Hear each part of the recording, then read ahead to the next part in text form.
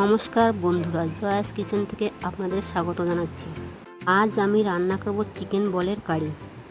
আমি নিয়ে নিয়েছি 200 গ্রামের মতো চিকেন কিমা, 2 পেঁয়াজ কুচি, 2 লঙ্কা কুচি, কয়েকটা কারি পাতা কুচি, ধনে পাতা কুচি ও একটা টমেটো কুচি। বাটিতে আমি নিয়ে নিয়েছি রসুন, কাঁচা লঙ্কা ও পেঁয়াজের পেস্ট। আর একটা বাটিতে নিয়ে নিয়েছি আমি আদার পেস্ট। এখানে আছে 50 গ্রামের মতো টক দই, এখানে আছে কর্নফ্লাওয়ার। আর একটা থালায় আমি নিয়ে নিয়েছি দারচিনি, 2 তেজপাতা, 1 চামচ চালমগজ, 2 থেকে 3 চামচ পোস্ত। দারচিনি, শুকনো লঙ্কা ও তেজপাতা বাদ দিয়ে সব আমি একসঙ্গে পেস্ট করে নেব। একটা বাটিতে আমি চিকেন কিমা, পেঁয়াজ কুচি, ধনে পাতা কুচি, কারি পাতা কুচি, কাঁচা লঙ্কা কুচি নিয়ে নিচ্ছি। নিয়ে নিচ্ছি কিছু ধনে পাতা কুচি। এবারে নিয়ে নিলাম পরিমাণ মতো হলুদ। এবারে নিয়ে নিলাম 1 চামচ ধনিয়ার গুঁড়ো। এবারে আমি নিয়ে নিচ্ছি ভেজে রাখা জিরে ও শুকনো লঙ্কার গুঁড়ো। এবারে আমি দিয়ে দিলাম পরিমাণ মতো লবণ। এবারে আমি দিয়ে দিলাম কর্নফ্লাওয়ার। এবারে আমি দিয়ে দিলাম সামান্য পরিমাণের বেকিং সোডা।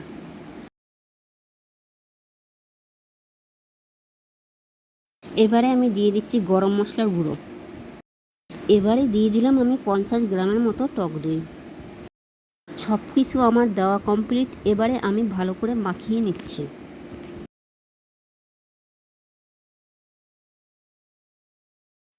ঠিক এইভাবে আমি মাখিয়ে নেব।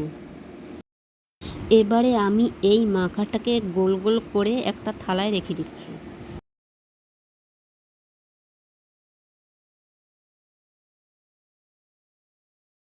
এবারে আমি কাজু বাদামগুলোকে হালকা করে বলের মধ্যে দিয়ে দিচ্ছি।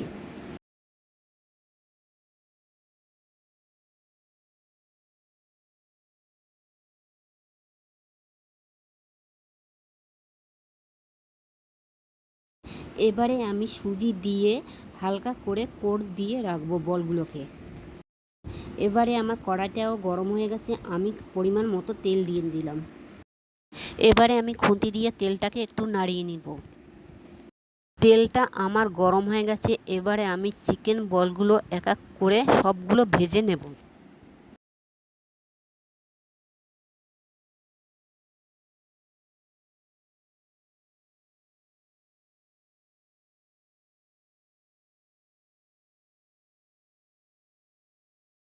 হালকা লাল করে ভেজে আমি বলগুলোকে তুলে নিলাম।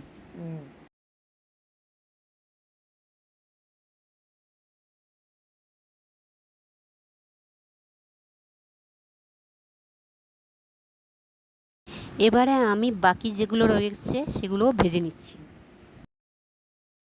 আমার সব চিকেন বলগুলো ভাজা কমপ্লিট হয়ে গেছে।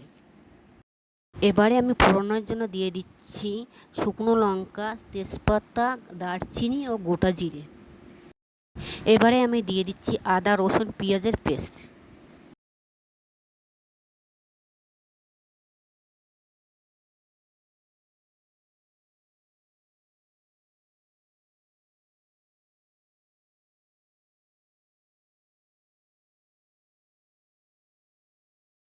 এবারে দিয়ে দিচ্ছি আমি একটা টমেটো কুচি। দিয়ে আমি মশলাটাকে একটু নেড়ে চেড়ে কষিয়ে নিচ্ছি।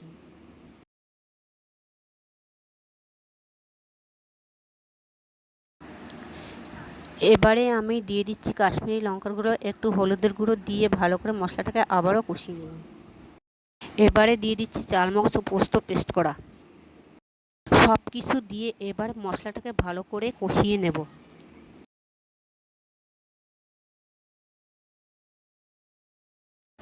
এক চামচের মতো গরম মশলা দিয়ে দিলাম। দিয়ে আমি মশলাটাকে একটু ভালো করে নেড়ে চেড়ে নিচ্ছি। স্বাদ বাড়াবার জন্য আমি সামান্য একটু চিনি দিয়ে দিলাম।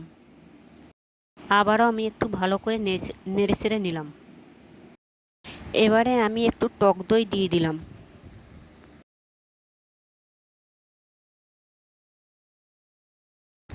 মশলা কষানো আমার কমপ্লিট। এবারে আমি গরম জল দিয়ে দিলাম কারির জন্য। জলটাকে আমি 5 মিনিটের মতো ফুটিয়ে নিয়েছি। এবারে আমি চিকেন বলগুলোকে দিয়ে দেবো। চিকেন বলগুলো দিয়ে আমি ভালো করে একটু নেড়ে চেড়ে নিচ্ছি। লো স্টিমে আমি চিকেন বলগুলোকে 5 মিনিটের জন্য ফুটিয়ে নিলাম। এবারে আমার চিকেন বলগুলো কমপ্লিট হয়ে গেছে, নামিয়ে নেব।